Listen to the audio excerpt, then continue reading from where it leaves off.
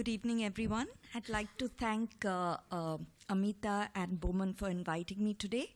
And my topic is PARP inhibitors. I'll try and go fast so we can all wrap up quickly.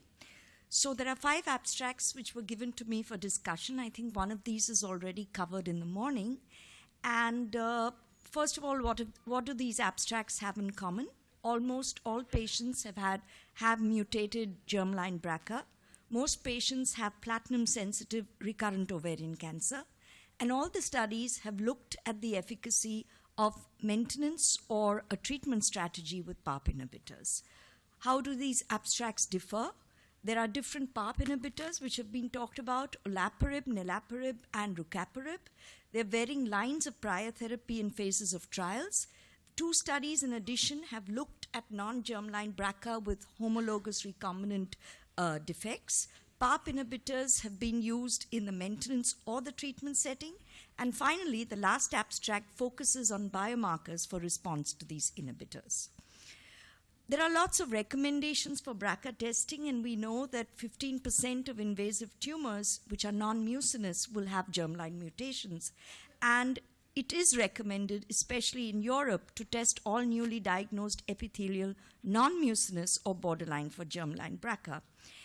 All ovarian cancer patients also with unknown BRCA undergoing treatment with multiple platinum-sensitive relapses can also be considered for testing. Somatic mutations are less studied and less standardized, but now I think in Belgium they're routinely doing this, and 6 to 9% of patients are additionally picked up with somatic mutations. There is also evidence that other patients with non-BRCA defects may also benefit from PARP inhibitors. So let's look at the clinical behavior of BRCA-mutated cancers. Platinum sensitivity and improved survival are hallmarks, and this can be seen from the forest plot as well. But the impact on BRCA mutations is certainly not uniform, and germline BRCA2 has a better prognosis than BRCA1. BRCA1 C61G mutation has a poorer response to platinum, etc. And DNA repair is very complex and interconnected, and what I've shown is a very simplistic slide which shows you that you have basically double and single strand breaks. When the single strand breaks go unattended and unrepaired, you get stalled replication forks, which ultimately degenerate into double strand breaks.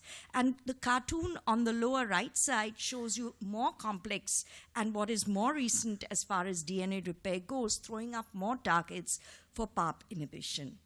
And we all know about BRCA and PARP, and it is both germline and somatic, which are the targets for PARP inhibitors, and they sensitize patients equally. We know there are 2 major processes of DNA repair, homologous recombinant and base excision, and the single-stranded repair in a normal cell gets, and whether it's with HRD or homologous recombinant deficiency, gets repaired efficiently, leading to viable cell. But in the presence of a PARP inhibitor, when you have homologous recombinant deficiency, DNA repair is not possible, cell death results, and this is known as synthetic lethality.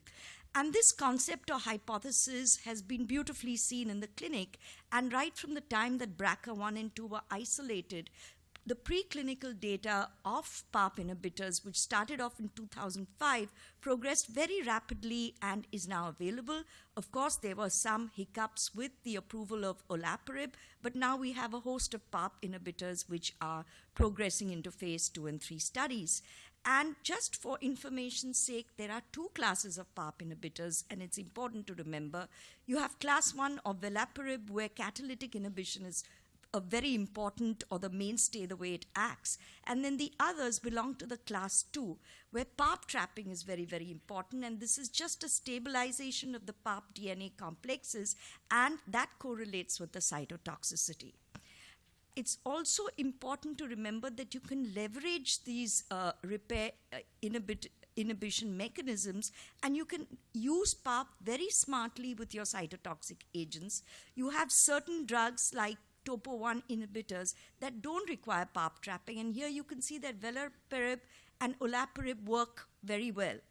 But you can see a huge gap in the activity of veliparib and olaparib in those that require PARP trapping, where certainly in the presence of drugs like temozolomide, olaparib seems to be more beneficial. So important to consider this while developing the combination therapies in the clinic. And there is a lot of experience for olaparib monotherapy. And currently, what is the status of PARP inhibitors, especially olaparib?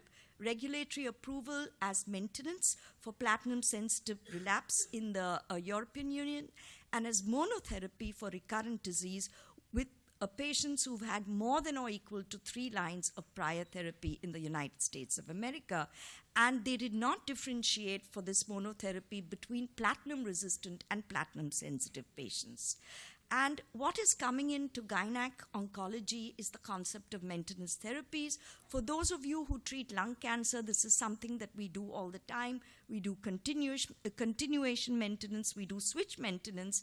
So now continuation maintenance is evident with the use of bevacizumab from the GOG-ICON 7 and the OCEAN studies. Switch maintenance, as we will see, with targeted therapy with olaparib in study 19 and hormonal therapy, as you've seen in the morning, with low-grade serous carcinomas.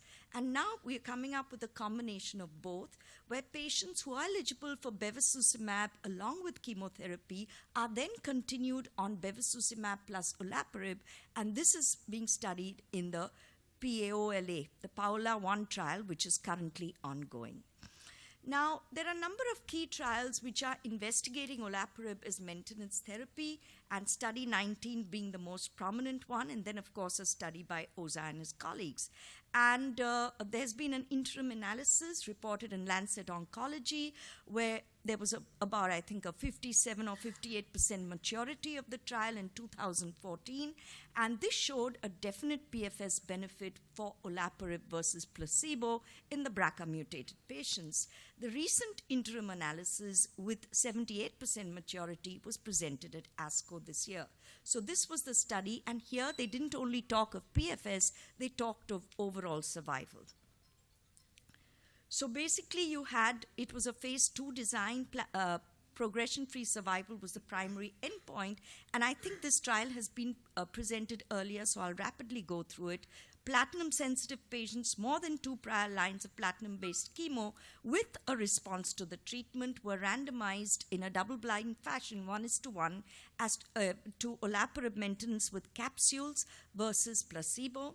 And they had second endpoints as well as overall survival, time to first subsequent therapy, time to second subsequent therapy.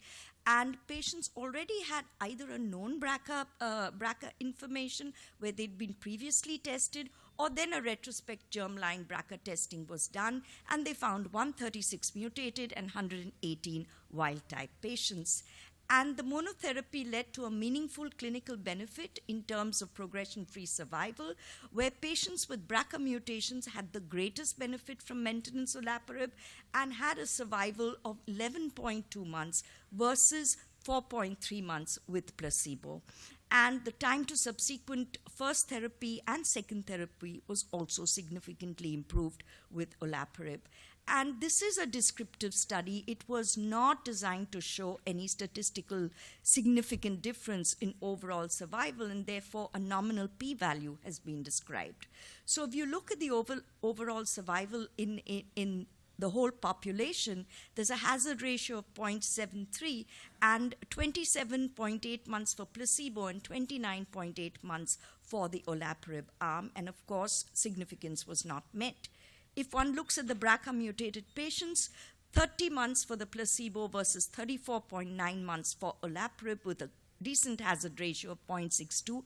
Again, not significant, but if you look at the nature of the curve, it suddenly seems to change its shape, and then it starts to plateau out at a certain point. If you look at the wild-type patients, the overall survival was almost the same. Then what they went on to perform was a restricted means analysis. This is just another outcome measure of time to event. And unlike a point estimate, which a hazard ratio gives you, this gives you an area under the survival curve. So it gives you a better idea when you can't figure out really what is going on.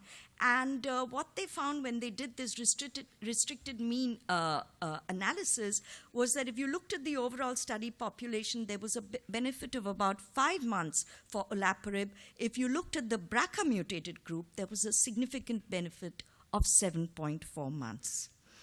And the overall survival by somatic and germline, they showed that the somatic BRCA also benefited, but there were only 20 patients in this whole trial with somatic BRCA, and so it is a small number. If you look at the long-term exposure to treatment, they had almost 15% of patients who were going on for more than 5.9 years with olaparib, and that was something which was striking. There were no new safety findings in this study, and what you see commonly is nausea, fatigue, vomiting, and anemia, so no new safety signals.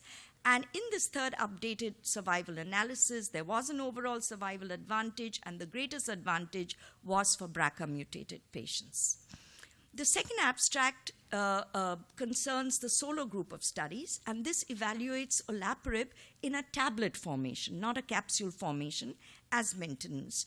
So the solo 1 is a first-line maintenance, solo 2 is phase 3 for recurrent ovarian cancer.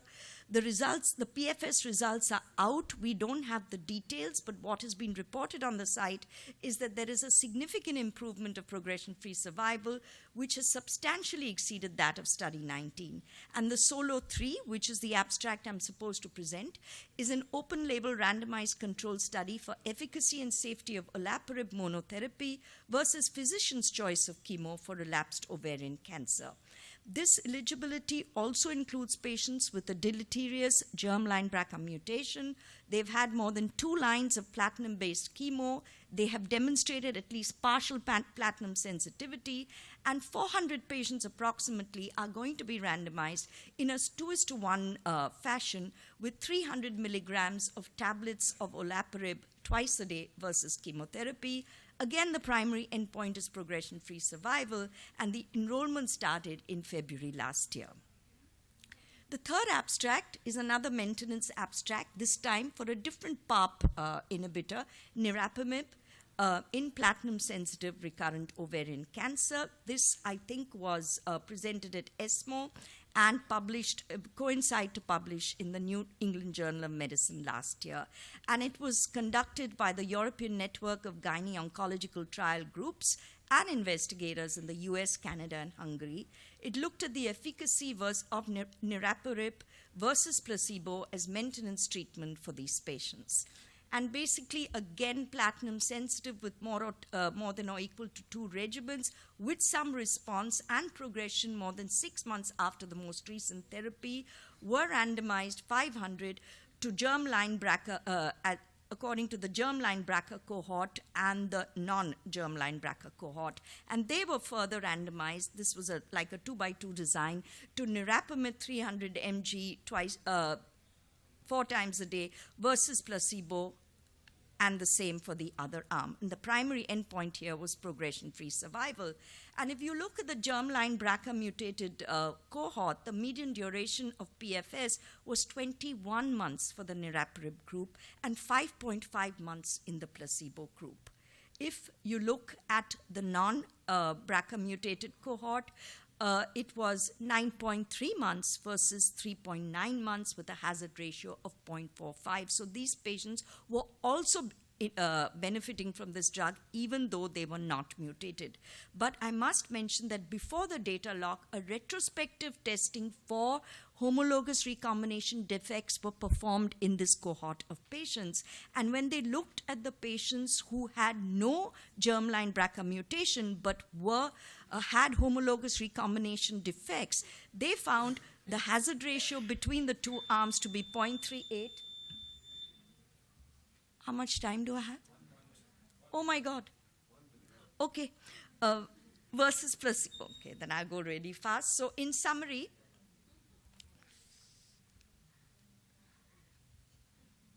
so in conclusion, regardless of the presence or absence of germline BRCA mutations or HRD status, niraparib proved to be superior.